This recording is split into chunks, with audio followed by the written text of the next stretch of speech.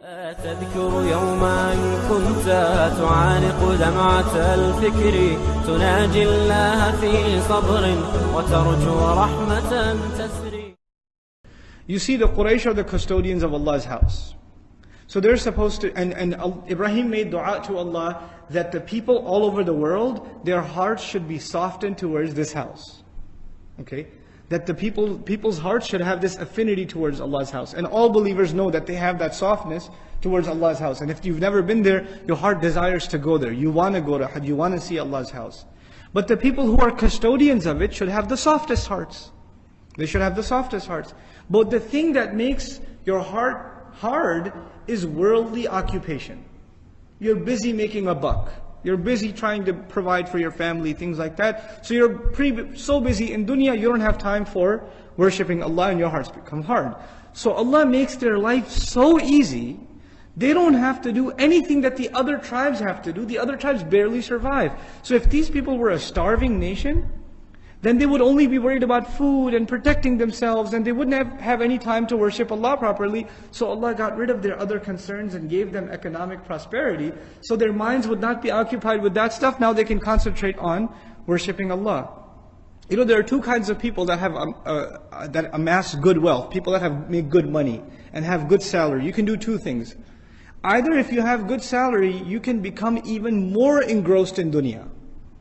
You have good money and you say, might as well go all out. Party, make my entire life a big party, right? And you're constantly looking to add more luxuries in your life and make more money out of the money you already have. Or you could say, man, I'm doing well.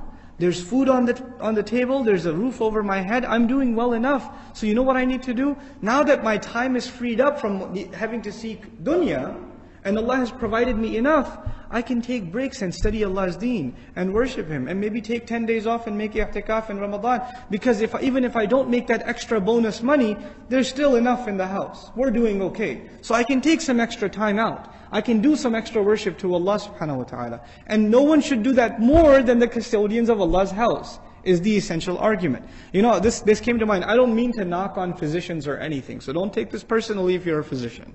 But I have a physician who's a friend who works part-time. You know, he's got a couple of kids, he works part-time, and he makes good money. He makes like a couple of $100,000 a year. Decent salary for a part-time physician, right? And so somebody asked him, why don't you work full-time, man? He goes, yeah, I could work full-time and make $600,000, $500,000, but I'm doing okay with $200,000. And I need the rest of the time to memorize Quran and to teach my kids and to spend time with them and to do things with them. So why should I, you know, what am I going to make this money for? If Allah has given me enough and I can do better things with my time and spend my life in a more meaningful way, then why not? Allah didn't create me to make more money. You know, He created me for another purpose. So if I can survive doing less and do more meaningful things, why not?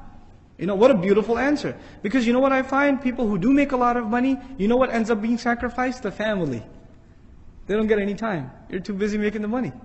You're too busy going out and, you know, doing the overtime, and then sacrificing the vacation, and by the time you come home, the kids are already asleep. But before you leave for work, they haven't even woken up and you're gone, so you don't see them. And you see them on weekends, but you're too tired because you've been working all week, so you don't get to play anything with them. Whenever they come to spend time with you, you say, go to your room. Didn't I buy you enough toys already with all that money I made? So go, you spend time with those toys, right? And these kids are completely distanced from you. They don't have anything to do with you except your money. And by the time they get older and they're independent, and then you have a little bit of time, you've retired, or you want to spend some time with them, and you say, talk to me, son, for a little bit. They say, I gotta go, Dad, I don't have time. You know what you did to them when they were little, they're doing to you when they get older, and you're shocked. And then you come to the Imam of the Masjid, brother, my son doesn't talk to me. I don't know what to do. My daughter doesn't even look at me. Every time I try to talk to them, say, I'm on the phone, I'm busy, I can't talk right now. Well, you bought him the phone. And you bought him the unlimited plan too, right? So who are you blaming, right? But the idea that I'm trying to present, that third concept, is that Allah softened their hearts because they, more than anyone else, need to be economically concern-free so they can devote themselves to the worship of Allah's house and taking care of that house. That is why Allah gave them all of these luxuries. SubhanAllah.